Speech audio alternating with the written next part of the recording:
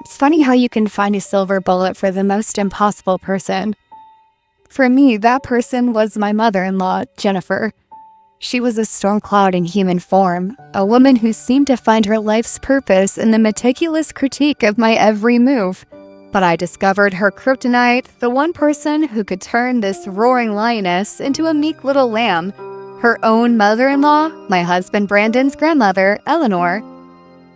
And you better believe I started using that fact to my advantage, though I tried, I really did, not to abuse my newfound power. Brandon and I had signed the marriage certificate a year ago.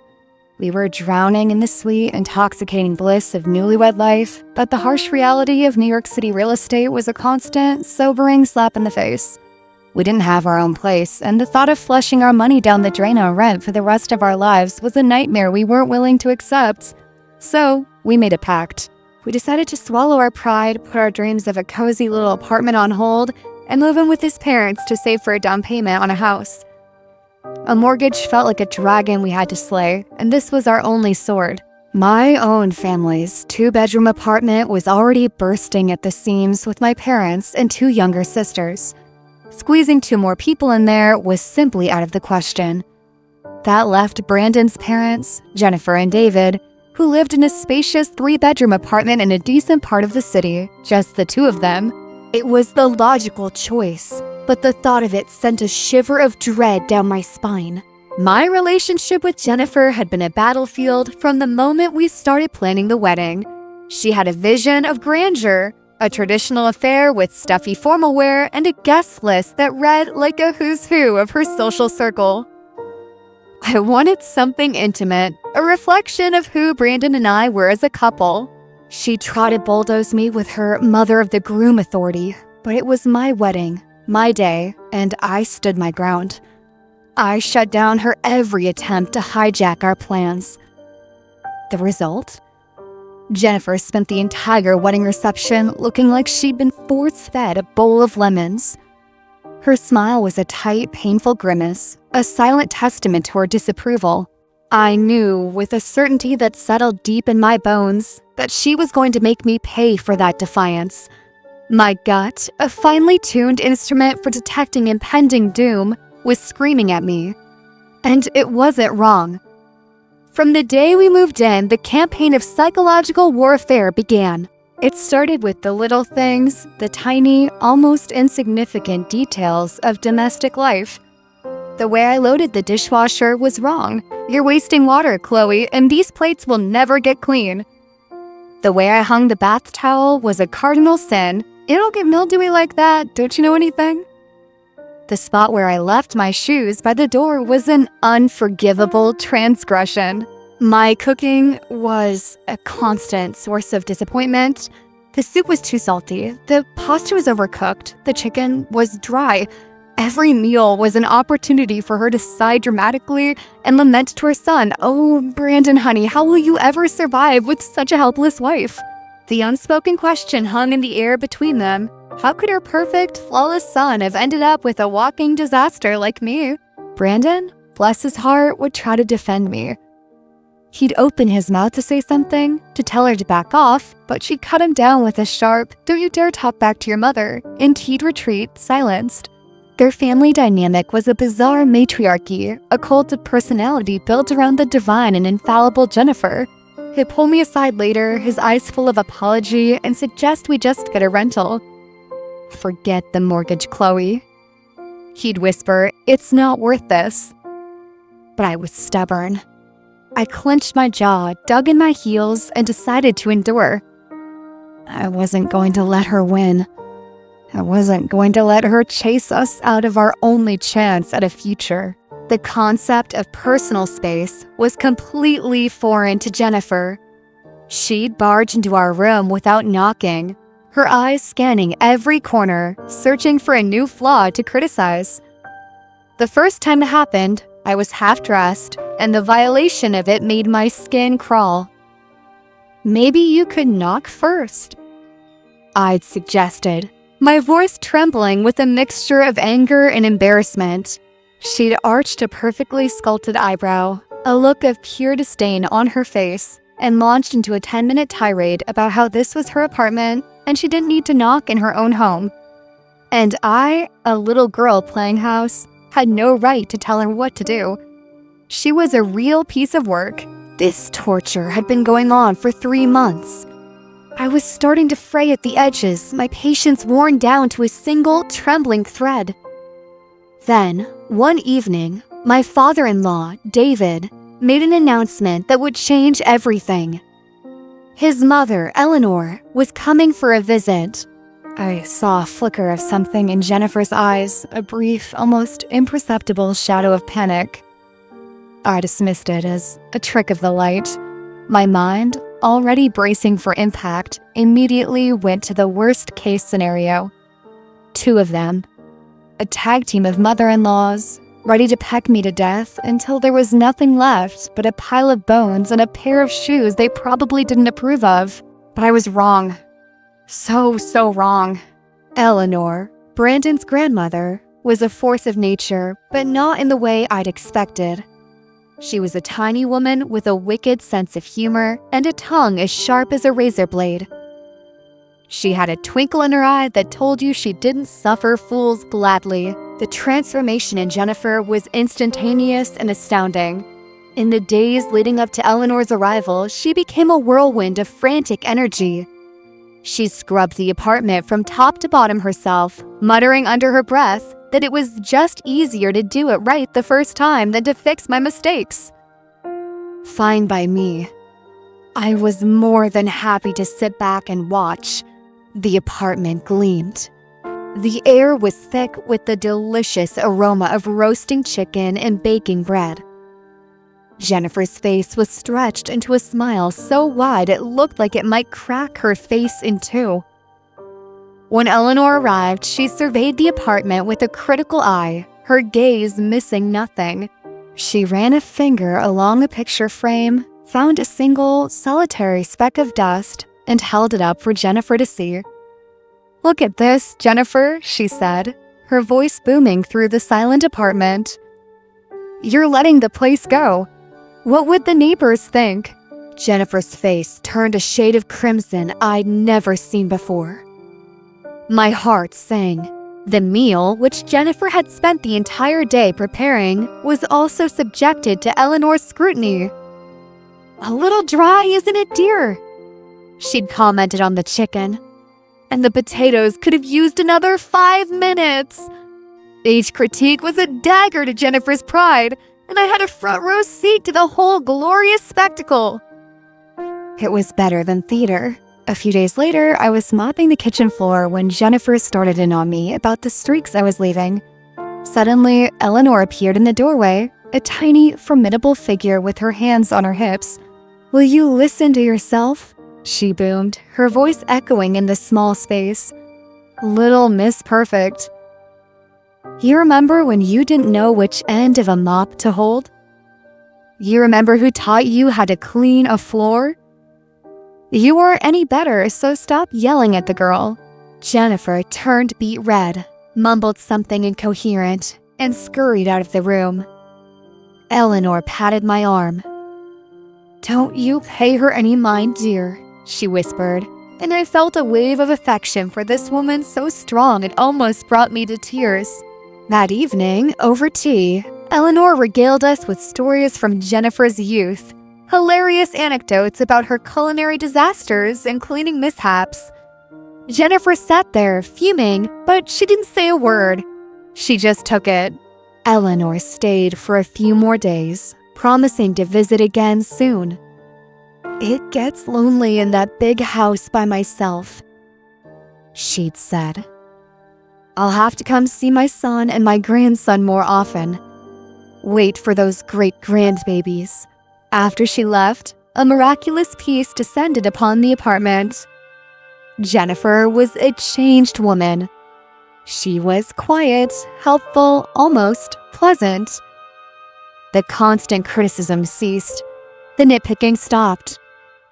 It was like living with a completely different person. The blissful silence lasted for a month and a half, But now I can see the old Jennifer starting to creep back in, her comments getting a little sharper, her sighs a little more dramatic. I think it's time to have Brandon give his grandmother a call. We miss her. We really, really miss her. The quiet didn't last. It was a fragile truce, a temporary ceasefire in a war I hadn't signed up for. The old Jennifer, the one who thrived on control and criticism, began to reemerge like a monster from a fog. Her comments, at first subtle digs, grew bolder. The sighs became more frequent, the looks of disapproval more pronounced.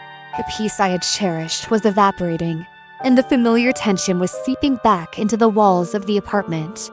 One evening, I was feeling particularly unwell.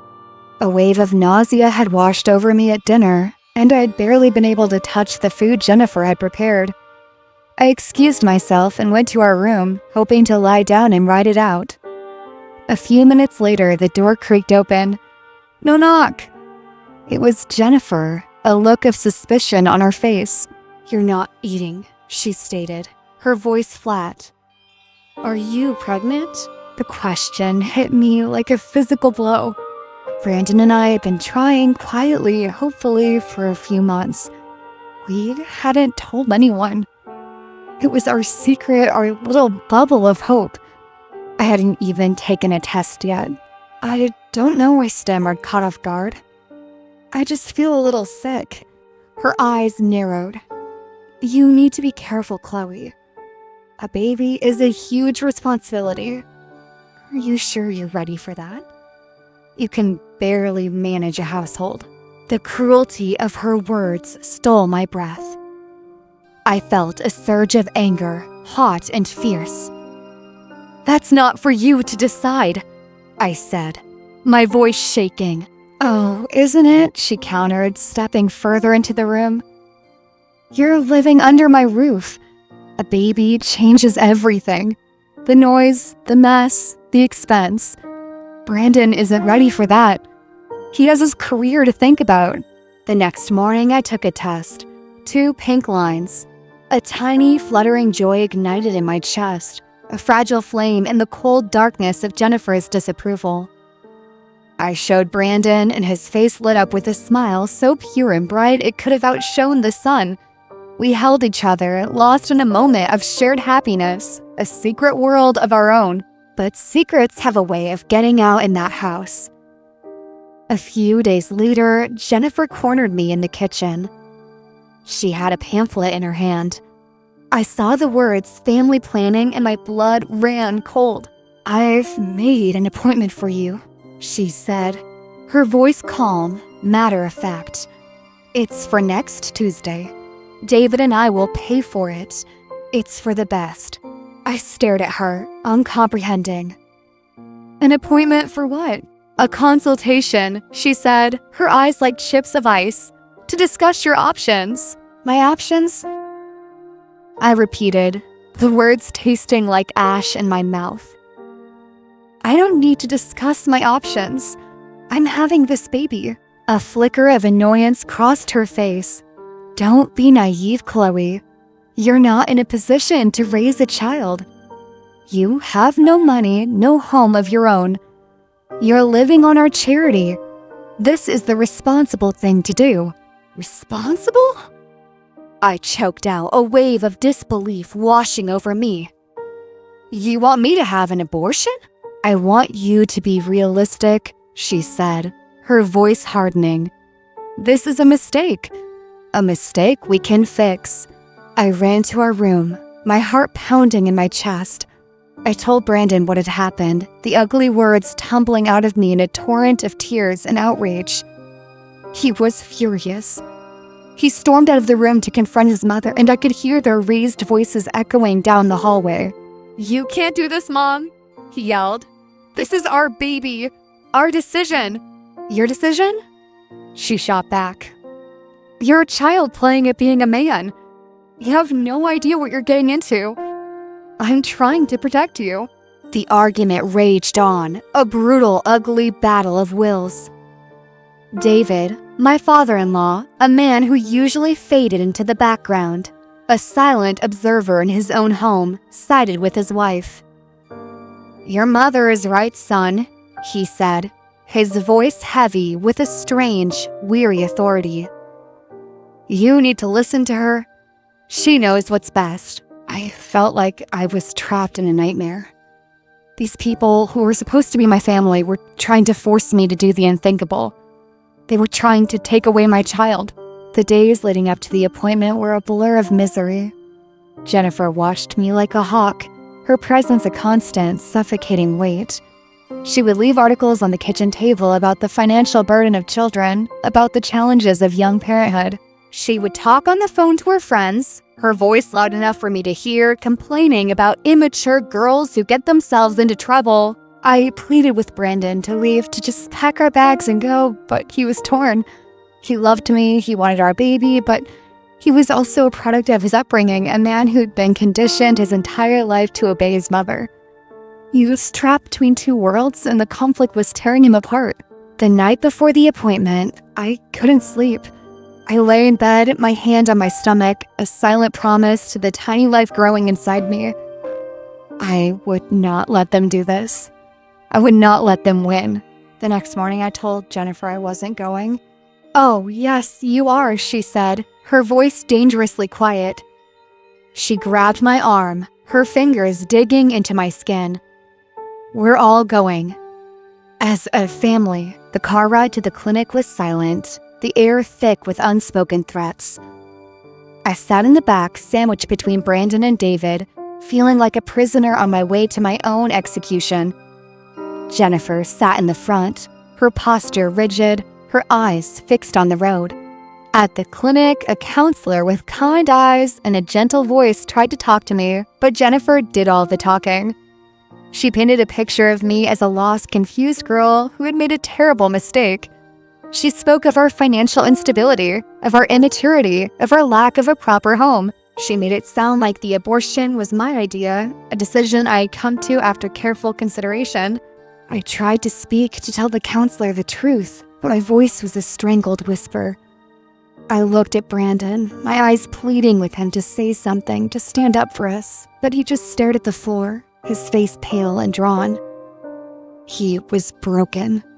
They had broken him. It's strange how these dark family secrets connect us. If this story is getting under your skin, subscribe for more real family exposés. The counselor, sensing the tension, asked to speak with me alone. Jennifer protested, but the counselor was firm. As soon as the door closed, the facade I had been so desperately trying to maintain crumbled. I broke down, sobbing, and told her everything. The forced move, the constant criticism, the pressure, the threats. She listened patiently, her expression a mixture of sympathy and concern. She told me about my rights, about the resources available to me. She gave me a card with the number for a domestic abuse hotline and a shelter for women. She told me that no one could force me to do this. When I walked out of that room, something inside me had shifted. The fear was still there, but it was overshadowed by a new, steely resolve. I was not a victim.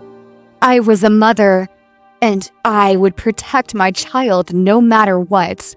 I walked past Jennifer and David, who were waiting in the lobby like a pair of vultures, and went straight to Brandon. I took his hand. "We're leaving," I said, my voice clear and strong. "Right now." He looked at me, his eyes wide with a mixture of fear and something else. Hope. He nodded. We walked out of that clinic hand in hand, and we didn't look back. We went to a cheap motel, the only thing we could afford, and for the first time in months, I felt like I could breathe. The aftermath was a storm. Jennifer called Brandon's phone relentlessly, leaving a string of increasingly frantic and angry voicemails. She accused me of brainwashing her son, of turning him against his family.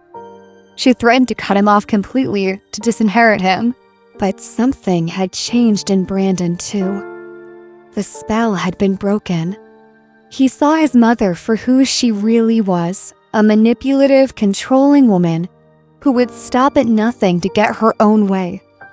He blocked her number, We were on our own, with nothing but a few $100 to our name and a baby on the way. It was terrifying, but it was also liberating.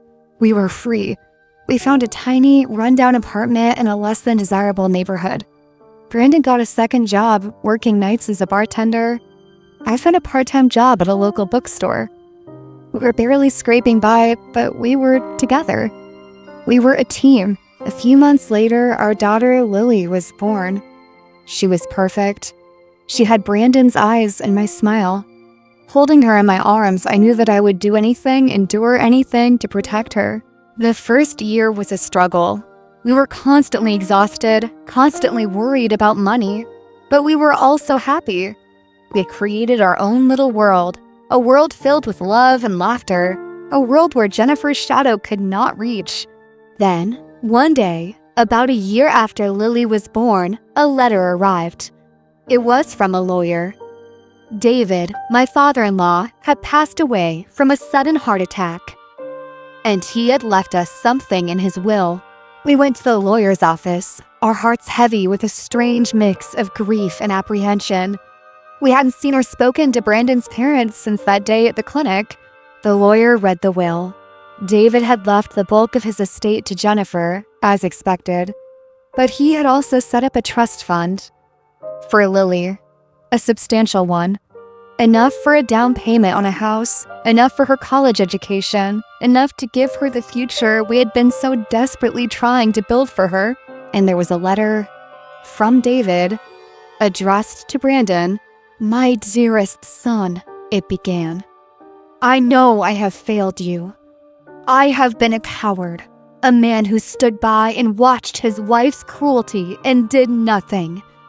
I have let her poison our family, and I have let her hurt the people you love. I have been haunted by my silence, by my complicity in what she tried to do to you and Chloe. I can never take back the pain we caused, but I hope in some small way this can be a new beginning for you. A chance to build the life you deserve, free from our influence. I have always been proud of you, Brandon, more than you will ever know. And I am so sorry." The letter was a confession, a plea for forgiveness from beyond the grave. It was a revelation that shattered the image I had of David as a weak, passive man. He had been trapped just as we had been, and in the end, he had tried to make it right. This moment shattered everything I knew. If you're feeling this shock too, hit like. It helps uncover more hidden family truths. The inheritance changed everything. We were able to buy a small house in a quiet, family-friendly neighborhood. Brandon was able to quit his second job and spend more time with Lily.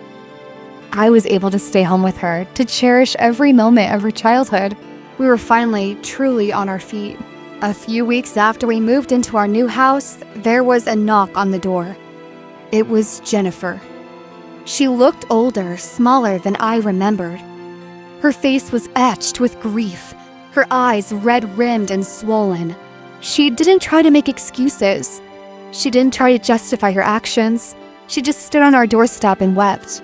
"I'm so sorry," she whispered, the words barely audible. "I was wrong.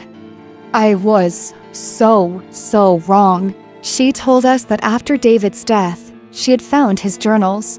He had written for years about his unhappiness, about his fear of her, about his regret for the way she treated people. He had written about us, about the baby, about the shame he felt for his part in the whole ugly affair. Reading his words, she had been forced to confront the truth about herself. The monster in the mirror. She asked if she could see Lily. I looked at Brandon. He looked at me. And in that silent exchange, we came to a decision. We let her in. It wasn't a magical reconciliation. The wounds were too deep for that, but it was a start. A fragile, tentative step towards something new. Jennifer started coming over once a week, for an hour. She would sit on the floor and play with Lily, her eyes full of a strange, sad wonder. She never offered advice. She never criticized. She just watched. One day, she brought a small, wrapped gift.